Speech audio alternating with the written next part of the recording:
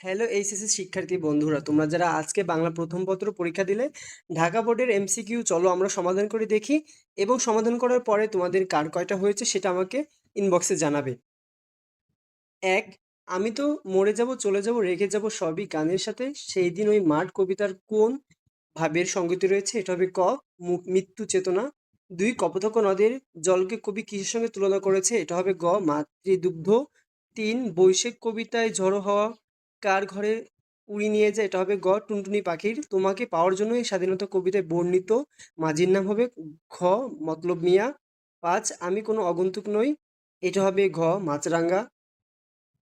বৃষ্টি কবিতায় কবি কোথায় শিহরণ দেখতে পাচ্ছেন? এটা হবে খ, অরণ্যে। সাত, আসমানের তারাকে কবি সাক্ষী মেনেছেন কেন? এটা হবে গ, শাশ্বত অবস্থানের কারণে। আটের উত্তর ঘ, আমি লয়ে যাব বাহিয়া এসব দুঃখিনী মায়ের ঘরে।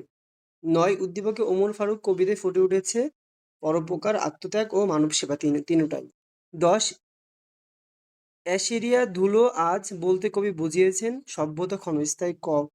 11, বৃষ্টির দিনে রুহি বারান্দায় খেলছিল, হঠাৎ দেখলো চারিদিকে মেঘ ঘন আঁধারে মাঝে অপূর্ব এক আভা এলো। বৃষ্টি কবিতায় প্রেক্ষিতে রুহি কি দেখতে পেলেন? এটা হবে ঘ, বিদ্যুৎ রূপসী পরী।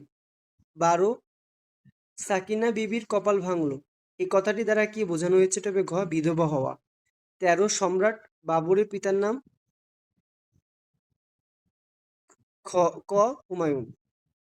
14, বাতায়ন শব্দের অর্থ? খ, জানালা। 15, পত্তপোকার গল্পে খলিফা মামুনের প্রিয় পাত্র কে ছিলেন? এটা হবে খ, আলী ইবনে আব্বাস। 16, প্রতাপের প্রধান শখ ছিল মাছ ধরা। এরপরে 17, বাণীকণ্ঠের কান্নার কারণ ছিল কি? পিতৃ হৃদয়ে কাতরতা।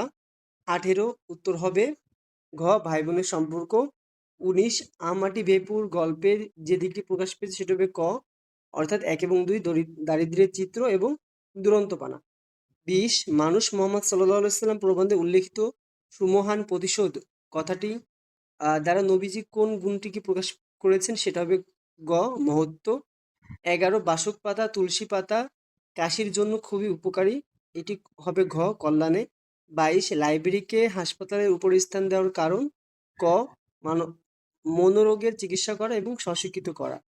23, শিক্ষা মনুষ্যত্ব প্রবন্ধে অনুসারে মুক্তির জন্য কয়টি উপায় অবলম্বন করা উচিত? ক, 2টি। কোনটি মাঝে বাদাম কিশমিশ লুকোচুরি খেলছিল? এটা হবে গ, মাংসের কোরমাই।